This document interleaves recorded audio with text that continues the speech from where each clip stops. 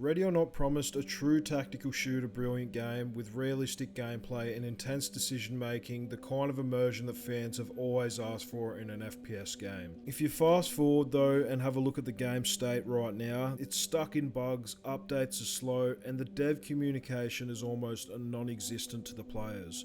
That leaves the question for everyone: what the hell went wrong with Ready or Not? To give you more of an idea on how it came to this point, I want to take you back a little bit. Ready or Not never came from a big studio. It came from three friends from Australia and New Zealand who shared a passion for tactical shooters and also with that realism aspect. The idea was actually inspired in part from the 2014 Sydney siege that happened in Australia. It was a tragic real-world event in Sydney's Martin Place where an armed hostage situation lasted over 16 hours and resulted in deaths of 2 hostages and the gunman himself. Just that incident alone is a powerful example of split-second tactical decisions under pressure. This event, even though how tragic it was, helped shape the whole team's vision. They wanted that grounded, immersive, tactical experience that made players feel the weight of every single choice that they made.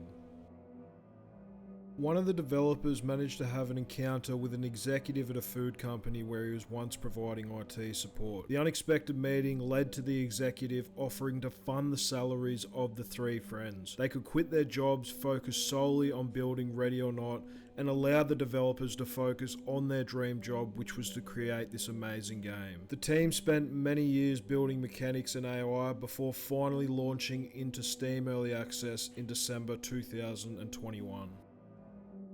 After nearly 2 years in early access, Ready or Not finally hit official 1.0 release in December of 2023. The community was excited, hopeful that this milestone meant a much more stable, polished experience. And on the surface, the launch was very strong. Players jumped in, streamed it, shared clips, and talked about just the tactical potential that this game had. But underneath all that excitement, familiar issues continued to linger.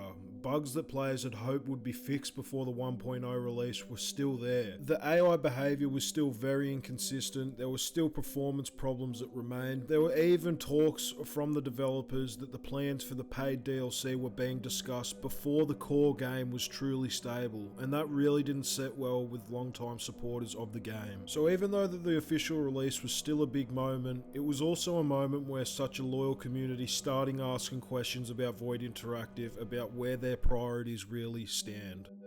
Then came the console release. Now this, I can't underestimate, was such another massive step for Void Interactive. They brought this game to a brand new audience, and while they were at it, they sold over 3 million copies for console players. For such a small studio like Void Interactive, they took the leap and it paid off massively. But instead of taking all that momentum that they had from the console release and continuing to build on such a great game with communication and fixes, it was the complete opposite. The updates slowed down and it's like they've completely disappeared. We've started seeing less developer engagement, fewer patch notes, and it feels like even more silence. To really put things into perspective, since the console release, which was roughly 6 months ago on July 15th of 2025 this year, there have only been 3 major updates within that 6-month period. When you start looking at things like this, you can start to understand players' frustrations. Where are the updates? Where's the new things? Where's the quality of life improvements? There are so many questions that are continually left unanswered, and some of the OG players that have played this since early access days, they have completely given up on the game altogether, along with the developers. They have lost all their faith, and honestly, it's really not hard to see why.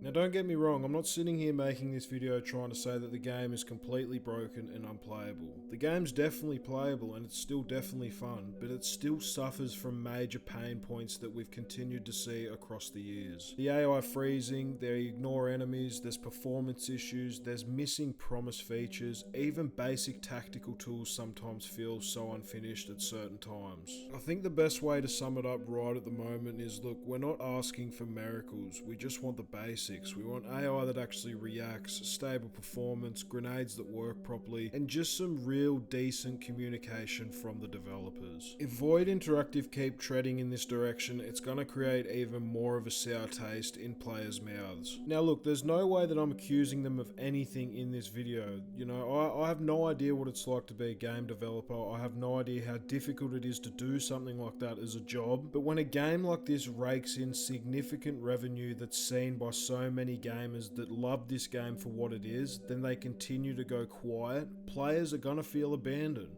Perception matters so much in this scenario. And let's be honest, if it wasn't for us, the consumers, the gamers, Void Interactive would never be in the position that they are currently in right now. Out of everything I've spoken about in the video, there really honestly is still some good news. Ready or not, this isn't a dead game. The foundation and the bones of this game, it's still there. But to actually make a revival of this, there are 3 things that are absolutely essential that Void Interactive need to do. The biggest one by far is easily communication. Talk to your players, let them know what your plans are and what you're going to do. Along with that, make a clear roadmap, show the direction that you are going or that you plan to go when it comes to this great game. And my final point, start making real fixes and not excuses. All we want as players is effort and transparency more than perfection, and that's a message that's worth hearing, and I feel as though I need to put this out there for all the gamers that genuinely love Ready or Not for what it is. This game hasn't failed because the idea was bad, it struggled because we stopped hearing from the people behind it. That silence has created a gap between the expectation and the reality of Ready or Not. But